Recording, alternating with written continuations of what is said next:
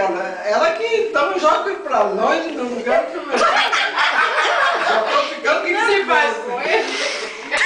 O que você faz com ele? No final dele.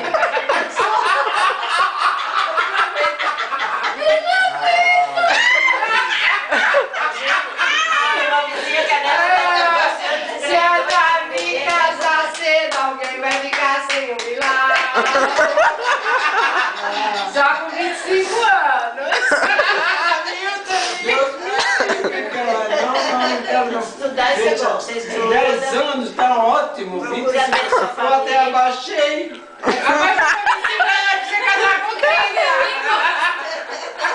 Não, isso sim. Eu abaixei para 10 anos, são 25. Tá ótimo. Tem uma profissão e você bom. Agora, Mas com profissão, os dois trabalhando. Tá difícil segurar. Se dá. Como não é difícil? Não entendo.